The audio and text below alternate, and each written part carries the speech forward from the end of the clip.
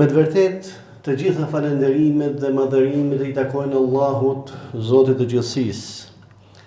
Vetëm atë e falenderojmë dhe e madhërojmë, dhe vetëm prej tij ndihmë dhe falje kërkojmë. Kërkojmë prej Allahut të madhëruar mbrojtje prej të këqijave të veteve dhe veseve tona. Kë Allahu madhëruar e udhëzon në rrugën e drejtë, nuk ka devijim dhe humbje për ta. Dhe kush e humbet rrugën e drejtë, nuk ka udhëzim për ta. Gjithashtu dëshmoj dhe deklaroj se nuk ka të adhuruar me të drejtë, me hak, vetëm se Allahu, Zoti i gjithësisë, i vetëm dhe i pashoq, dhe se profeti Muhammed sallallahu alaihi wasallam është rob dhe i dërguar i tij. Fjala më e mirë, më e saktë është Kurani, fjala e Allahut azza wa jall, dhe se udhëzimi më i mirë është udhëzimi i profetit Muhammed sallallahu alaihi wasallam, dhe se çdo gjë e re pa baza në këtë fe është shpikje, dhe se çdo shpikje është bidat, dhe se çdo bidat pra është humbje, dhe se çdo humbje e ka përfundimin në zjarrin e xhehenemit. Allahu na ruaj neve dhe juve. Thot Allahu madhëruar, o ju të cilët keni besuar, kijeni frikë Allahun e madhëruar me një frikë të sinqertë, dhe mos ju arrijë vdekja. Pra mos vdishin ndryshe vetëm se duke qenë besimtar musliman. Allahu azza wa jall në librin e tij famëlart thot: "Wala tahsabanna Allaha ghafilan amma ya'malu adh-dhalimun, innama yu'akhiruhum li yawmin tashkhasu fihi al-absar." Dhe mos mendo se Allahu, Zoti i gjithësisë, nuk i shikon ata dhe nuk i mbikëqyr ata të cilët e të i kalojnë kufirin duke kryer dhe bërë padrejtësi. Përkundrazi, Allahu azza wa jall ju lën kohë atyre në mënyrë që t'ju ashtoj dënimin në një ditë që do shtangën shikimet e tyre nga dënimi i dhëmshëm. Allahu madhëruar thot: "Ala la'natullahi 'ala adh-dhalimin", dhe mallkimi i Allahut qof mbi ata të padrejtit. Gjithashtu thot: "Wallahu la yuhibbu adh-dhalimin", dhe se Allahu nuk i don ata të padrejtit. Allahu i madhëruar na njofton neve se kur qytetet, apo vendbanimet, apo fshatrat e të i kalon kufirin në padrejtësi, atëherë Allahu i madhëruar lajmëron se do të vijë dënimi i tij i dhëmshëm, siç përmend në surën Hud, ku thot: "Wa kadhalika akhdhu rabbika idha akhadha al-qura wa hiya zalimah, inna akhdahu alimun shadid." Dhe përkujto thot dënimin e Zotit tënd, kur ai dënon ato vendbanime dhe qytete për shkak të padrejtësisë, pra sepse ata janë shndërruar në njerëz të padrejtë, dije pra se dënimi i Zotit tënd është një dënim i dhëmshëm. Pejgamberi sallallahu alaihi wasallam në hadithin e Ibn Umerit që transmeton Buhariu dhe Muslimi në sahihun e tyre, thot: "Adh-dhulmu dhulumatun yawm al-qiyamah." Padrejtësia është errësirë në ditën e gjykimit. Vëllezër besimtar, padrejtësia është errësirë në ditën e gjykimit. Padrejtësia është shkak për dënimin e Allahut azza wa jall në këtë dynja dhe gjithashtu errësirë dhe për dënimin e Allahut në ditën e gjykimit. Mirë po shumë kush pyet cili është shkaku i shfaqjes dhe dukshmërisë së qartë të padrejtësive. Allahu madhëruar thot: "Wa kadhalika nuwalli ba'd adh-dhalimin ba'da bima kanu yaksibun." Pra Allahu Azza wa Jall na lajmëron neve në këtë ajet kuranor në surën An'am dhe thot: "Kështu pra ne i bëjmë disa të padrejt që të kenë pushtet mbi një popull të padrejt gjithashtu, për shkak të asaj që kanë punuar." Pra për shkak të veprave të tyre që ata kanë punuar, Allahu Azza wa Jall, pra për shkak të padrejtësisë që kanë punuar, Allahu Azza wa Jall bën që t'i sundoj ata njerëz të padrejt. Imam Ibn Jauzi thot dhe dije thot, mos mendo thot që me mendjen tënde mundesh të largosh padrejtësinë që Allahu Azza wa Jall e ka caktuar. Jo thot është kot, përkundrazi Allahu madhëruar thot: "Wa in yamsaska Allahu bi durrin fala kashifa lahu illa hu." Për kujtoj fjalën e Allahut Azza wa Jall ku thot: "Dhe kur Allahu madhëruar të prek ty, pra me një fatkesi, dije se thot nuk e largon atë kush tjetër vetëm se Allahu i madhëruar." Vëllezër besimtar, padrejtësia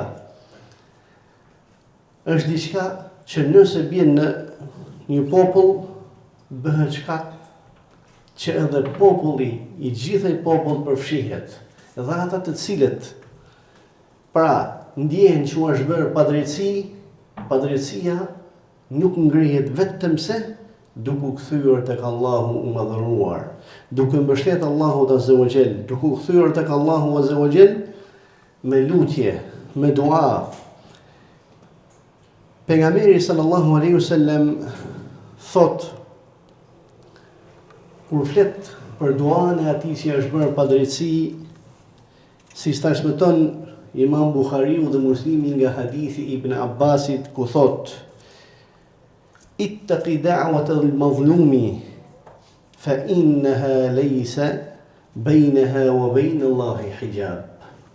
Pra, në hadithin e Ibn Abbasit, kur pejgamberi sallallahu alaihi wasallam e dërgoi Muadhin, pra Muadh ibn Jabal, si përfaqësues dhe thirrës në Yemen, e porositi dhe i tha, sepse Muadhi do ishte si prijes ndaj tyre, do ishte i cili do merrte përsipër çështjen e popullit Yemenit. Pejgamberi sallallahu alaihi wasallam e porositi dhe i tha: "Ki kujdes, tha, ke kujdes dhe frikë nga duaja, lutja e atij që i ki bërë padrejtësi, apo atij që i është bërë padrejtësi, sepse nuk ka pengesë midis lutjes së atij që është bërë padrejtësi dhe midis Allahut Azza wa Jall." Pra, që do thot lutja e atij që i është bërë padrejtësi është e pranuar tek Allahu i madhëruar. Pra, siç e them, për shkaqeve që besimtari mund të veprojë që të ngrihet, pra të ikë padrejtësia, është dhe duaja, si thot Allahu madhëruar: "Wa qala rabbukum ud'uni astajib lakum." Pra, në surën Ghafir, Allahu madhëruar thot, dhe thot Zoti juaj, lutuni mua në mënyrë që unë të përgjigjem juve. Ibn Umar ibn Khattabi radiallahu anhu porositi një nga punëtorët apo të cilit i ngarkoi me një përgjegjësi për një vend të caktuar, pra një fshat të caktuar, dhe i tha: "Do të jesh përgjegjës për këtë vend banim dhe ke kujdes, pra kur ti menaxhosh çështjet e këtij fshati apo këtij vendi, ke kujdes nga duaja atij që është bërë padrejtësi, se vallahi nuk ka midis atij dhe midis Allahut pengesë." Hadithin transmeton Imam Buhariu. Gjithashtu transmetohet nga Abu Huraira se pejgamberi sallallahu alaihi wasallam ka thënë: "Thalathu da'awatin mustajabat la shakka fihinna da'watu al-mazlumi wa da'watu al-musafir wa da'watu al-walidi ala walidihi." Tre dua Pra 3 dua janë të pranuara tek Allahu Azza wa Jall, s'ka dyshim në to. Është duaja ati që është bërë pa drejtësi. Duaja e musafirit pra ati i cili është udhëtar, dhe duaja e prindit për fëmijën e tij. Hadithin transmeton Tirmidhiu dhe është hadith hasan. Prej duave që mund përdoret për largimin e padrejtësive apo që besimtari të ruhet nga padrejtësitë është edhe duaja e Dhunnunit, pra e profetit Yunus alayhi salam, si transmeton për në hadithin Sa'd ibn Abi Waqqas që e transmeton Imam Tirmidhiu në Sunenin e tij se pejgamberi sallallahu alaihi wasallam ka thënë: "Da'watu Dhunnuni idh da'a wa huwa fi batni al-hut. La ilaha illa anta subhanak inni kuntu min adh-dhalimin." Pra nuk ka të adhuruar tjetër përveç teje, o Allah, i madhëruar dhe i pastër nga tmetat e ti. Unë me të vërtet isha prej atyre të padrejtave. Thot pejgamberi sallallahu alaihi wasallam, pra kush e bën këtë dua, la ilaha illa anta subhanak inni kuntu min adh-dhalimin. Thot pejgamberi sallallahu alaihi wasallam, kush e vepron pra këtë dua, i besimtar qoftë burr apo grua, vetëm se Allahu Azza wa Jall ja ka pranuar duan e tij. Prej gjërave që mund të ngrihet dhe pritet padrejësia është edhe dhikri, istighfari dhe pendimi, pra tawbja. El Hasan el Basri, një prej dietarëve të tabiinëve të mëdhej, thot kur ju ankuan nga padrejtësitë e valiut Hajjaji bin Yusuf al-Thaqafi, atëherë ai tha, në të vërtet Hajjaji është një dënim nga Allahu Azza wa Jall për ju. Dhe mos mendoni asesi që dënimi i Allahut Azza wa Jall të pritet me shpata. Përkundrazi, dënimi i Allahut pritet vetëm se me dua, për kushtim, devotshmëri dhe tauba dhe kthehuni tek Allahu i madhëruar. Ai i cili merr përsipër çështjet e besimtarëve apo ai i cili merr përsipër çështjet e një populli, Allahu Azza wa Jall, pra kur ja ka lehtësuar dikujt që të marrë përsipër çështjet e një populli, të qeverisë ata apo të menaxhojë çështjet e tyre, di se ka një përgjegjësi të madhe tek Allahu Azza wa Jall. Në hadithin e Ma'qil ibn Yasar al-Muzani, ky është një nga sahabët që ishin në momentin, pra si shtuhet në shtratin e vdekjes apo agoninë e vdekjes. Një prej prisave të asaj kohë që ishte Ubaydullah ibn Ziyad, i shkoi atij për vizitë të shtëpia e tij dhe atëherë Ma'qili i tha: "Unë mendoj që s'm ka ngel jetë tjetër. Pra mendoj që do vdes shpejt." Pra nuk kishte frikë të këshillonte në prezencë dhe i tha: "Përderisa unë jam në momentet e vdekjes, atëherë gjëje për i meje një këshill, me që ti je prisi i besimtarëve." Dhe i tha: "Kam dëgjuar pejgamberin sallallahu alaihi wasallam duke thënë, nuk ndodh pra që një person i ka marrur përsipër çështjet e muslimanëve, çështjet e një populli, çështjet e besimtarëve, dhe kur ti vi vdekja atij, e gjen atë, pra kur ti arri vdekja, ai e ka tradhtuar atë popull. Pra vetëm se Allahu i madhëruar ja ka bërë haram atij xhenetin." Gjithashtu transmetohet nga sahabi me emrin Aid ibn Amr, ishte pra një nga shokët e pejgamberit sallallahu alaihi wasallam, që u quante Aid ibn Amr,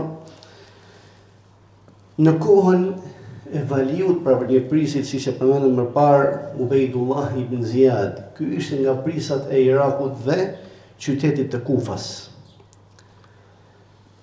Kur hyri në prezencën e tij, i tha: "Unë të këshilloj ty me këshillën e pejgamberit sallallahu alaihi wasallam, pra me që ti je prisi besimtarëve, atëherë t'jap një këshill që pejgamberi sallallahu alaihi wasallam pra kam dëgjuar prej tij dhe i tha: Inna sharra ar-ri'a'i al-hutama fa iyyaka an takuna minhum. Dije se nga njerëzit prisat më të këqij janë ata të cilët janë pa mëshirshmit dhe pa që nuk kanë butësi në zemrën e tyre kur sillen për çështjet e popullit apo këtij umeti. Atëherë ky u mërzit nga ky këshill, pra u mërzit dhe i tha: Ky këshill prej teje, pra vendosi si ndyshim dhe i tha: nga e ke marrë këtë gjë, se ti nuk je prej atyre shokëve të profetit sallallahu alaihi wasallam që kanë pas një pozitë të lartë. Atëherë i tha: Unë jam prej atyre shokëve të profetit sallallahu alaihi wasallam që kam dëgjuar këtë fjalë. Dhe ke kujdes, pra merr këtë porosi, pra i vendosin atij, pra vendosin një pozitë që mos tregohet kryenes dhe më i madh. Nga Aisha radhiyallahu anha transmetohet se pejgamberi sallallahu alaihi wasallam e përsëriste apo e lexonte këtë dua: Allahumma man waliya min amri ummati shay'an fashaqqa alayhim fashquq alayhi wa man waliya min amri ummati shay'an farafaqa bihim farfuq bihi. O Allah, kush do që merr përsipër ndonjë çështje të umetit apo të umetit tim dhe u vështirëson atyre çështjen e tyre, atëherë o Allah vështirësoj atij çështjen. Dhe çdo kush që merr përsipër çështjet e këtij umeti dhe ju e lehtëson atyre, pra me lehtësi, o Allah lehtësoja atij. Dëmët dhe efektet e padrejësisë janë të shumta, po sipas argumenteve mund përmendim shkurtimisht disa prej tyre. Ai i cili është i padrejtë është larg udhëzimit të Allahut azza wa jall. Inna Allaha la yahdi al-qawma adh-dhalimin. Me të vërtetë Allahu mëdhëruar nuk e udhëzon atë popull të padrejtë. I padrejti nuk fiton kurrë. Innahu la yuflihu adh-dhalimun. Me të vërtetë s'kan për të fituar të padrejtët. I padrejti ka merituar dënimin dhe mallkimin e Allahut. Allahu mëdhëruar thot: Yawma la yanfa'u adh-dhalimina ma'dhiratuhum wa lahumul la'natu wa lahum su'ud dar. Për kujto ditën kur nuk të bëj dobi atyre të padrejtëve. Arsyetimi i tyre përkundërzi atyre u takon laneti, pra mallkimi dhe përfundimi i tyre është i dhëmshëm. I padrejti mund të privohet nga shefati, ndërmjetësimi. Allahu mëdhëruar thot: Ma lidh-dhalimin min hamimin wala shafi'in muta'. Nuk u takon për atë padrejtëve që të kenë ndërmjetës.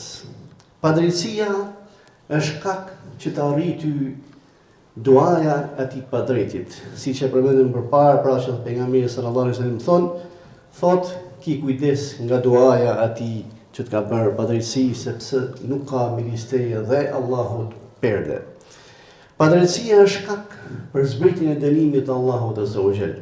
Allahu mëdhëruar thot: Wa tilka al-qura ahlaknahum lamma zalamu. Dhe përkujto pra ato vendbanime kur ne i shkatruam për shkak të padrejtësisë, pra kur bën padrejtësi. Asesi nuk duhet që ne ta mbështesim të padrejtin në padrejtësinë e tij. Një prej dietarëve të njohur, Maimun ibn Mihran, thot: Fjala e Allahut: Wala tahsabanna Allaha ghafila amma ya'malu adh-dhalimun. Dhe mos mendo se Allahu pra nuk i vëzhgon dhe i mbikëqyr ato që veprojnë padrejtët. Dihet që kjo fjalë nga Allahu azza wa jall është si ngushëllim për atij që është bërë padrejtësi dhe si paralajmërim për atë të padrejtin.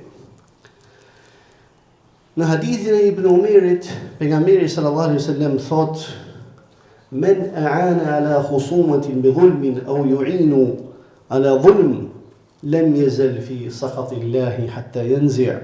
Ai person i cili ndihmon të padrejtin, në padrejtësinë e tij, po të vazhdon të jetë në hidhrimin e Allahut deri kur ai të ndalohet me një pendim nga kjo gjë. Këshillu për të padrejtin. Çfarë duhet të veproj pra personi i cili urdhon për të mirë dhe ndalon nga keqja me atë i cili bën apo kryen padrejtësi. Pejgamberi sallallahu alaihi wasallam në hadithin e Enesit që transmeton Imam Buhariu në saktën e tij thot: "Unsur akhaka zaliman aw mazluma." Ndihmoj vllajën tënd, qoftë ai i padrejt apo kur ja ti është bërë padrejtësi. E pyetin pejgamberin sallallahu alaihi wasallam dhe i thanë: "O dërguari i Allahut, për sa i përket atij që është bërë padrejtësi, e kuptuam se si ta ndihmojmë. Mirë, po atë që bën padrejtësi si ta ndihmojmë?" Pejgamberi sallallahu alaihi wasallam i përgjigj dhe i tha: "Ai i cili bën padrejtësi, ndaloje para këshilloje që mos të bëj padrejtësi." Një pris i drejt ka një pozitë të lartë tek Allahu azza wa jall. Ai i cili merr përsipër çështjet e njerëzve, çështjet e një populli, çështjet e besimtarëve dhe gjykon me drejtësi, ky ka një pozitë të lartë tek Allahu mëdhëruar. Pejgamberi sallallahu alaihi wasallam në hadithin e saktë që shënon Imam Muslimi në Sahihun e tij thot: "Innal muqsitina 'inda Allahi 'ala manabira min nur." Me të vërtetë, ata që gjykojnë me drejtësi janë tek Allahu mëdhëruar mbi karrika nga drita, pra lart tek Allahu azza wa jall me karrika apostole prej drite në të djathtën e Rahmanit, pra në të djathtën e Allahut azza wa jall. Dhe ata thot janë të cilët gjykojnë thot në qeverisjen dhe gjykimin e tyre rreth popullit të tyre, të cilët janë të ngarkuar dhe kanë marrë përgjegjësi. Gjithashtu në hadithin muttafaqun alayhi, pra që shënon Imam Buhariu dhe Muslimi në Sahihun e tyre, hadithi e Abu Hurajras, pejgamberi sallallahu alaihi wasallam përmend 7 persona të cilët do të jenë në hijen e arshit të Allahut, pra një ditë që nuk do të ketë hije vetëm se hija e arshit të Allahut azza wa jall, apo hija e Allahut azza wa jall. Ku thuhet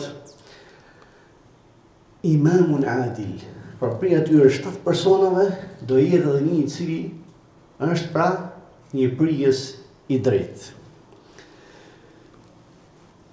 Në kohën e Umar ibn Abdulazizit, i cili ishte prisi i besimtarëve në kohën e tij, derisa disa e kanë marrë si shembull dhe kanë llogarit nga khulafat, pra khalifet apo khalifja e 5, edhe pse khalifjet apo khulafat janë vetëm 4, një nga punëtorët e tij i çon një telegram dhe i thot: "Si t'ja bëjmë thot që është prish një pjesë e qytetit, çfarë na këshillon?" Atëherë ja kthei përgjigjen dhe i tha: "Hassinha bil adli wa naqi turuqaha min adh-dhulmi." Rregulloj atë me drejtësi dhe pastroj rrugisat e rrugët e këtij qyteti nga padrejtësia. Pra, nga padrejtësia. Një nga dietarët e Islamit, të cilët kanë lënë gjurmë në këtë umet, është Sheikhul Islam Ibn Taymija. Pra, Ibn Taymija, Allahu mëshiroft, thot një fjalë të bukur që e kam shënuar për ta përmendur, thot: "Drejtësia është themeli i çdo gjëje. Kur çështjet e kësaj bote ngrihen mbi drejtësi, ajo, pra kjo dunja dhe ky shtet apo kjo botë qëndron e fortë dhe vazhdon edhe nëse bardhisët, pra qeverisit apo përgjegjësit e këtij shteti apo këtij vendi nuk kanë në botën tjetër asnjë hise. Dhe e kundërta e kësaj, edhe nëse pra nuk ngrihet çështjet e një populli mbi drejtësi, pra nuk ngrihen mbi drejtësi, atëherë nuk do të ketë vazhdimsi. Pra ky popull, dhe nëse prisi i saj është besimtar, për që mund t'i bëjë dobi ditën e gjykimit. Pra, drejtësia është diçka e cila mund të jetë shkak për vazhdimsinë e një populli, mund të jetë shkak për zhvillimin, ecurinë dhe pra që të jetë fort historia e këtij populli. Lutem Allahun Azza wa Jall na bëjë për atyre të cilët kur e dëgjojnë fjalën e pasojnë me vepra. Barakallahu lakum fil Qur'ani was sunnah wa aqulu qawli hadha wa astaghfirullaha wa atubu ilayh. Bismillah wassalatu wassalamu ala rasulillah amma ba'd. Me emrin Allahu gjithëpërfshirës në mëshirë e tij, paqja dhe lutjet e mira qofshin mbi profetin Muhammed sallallahu alaihi wasallam. Wa dhakkir fa inna dhikra tanfa'u al-mu'minin. Dhe përkujto, thot Allahu madhëruar, se në të vërtetë përkujtimi ju bën dobi besimtarëve. Vëllezër të nderuar, duke qenë që jemi në muajin Muharram dhe dita 10 e këtij muaji i bjen për më datën 25 që i vjen dita e ete. Pra, nuk mund zërohemi për të mbajtur hutbën që flet për vlerat e kësaj dite, atëherë ju përkujtoj juve në vlerën e agjërimit që ka ardhur për ditën e Ashuras. Pejgamberi sallallahu alaihi wasallam kur u pyet për agjërimin e Ashuras, tha: "Ahtasibu ala Allahi an yukaffira as-sana allati qablahu." Shpresoj nga Allahu Azza wa Jall që të lajë gjunahat e vitit që është përpara. Pra, këshilloj veten time dhe juve që ta agjëroni këtë ditë. Inna Allahu wa malaikatahu yusalluna ala an-nabi ya ayyuhalladhina amanu sallu alayhi wa sallimu taslima wa aqimis salah.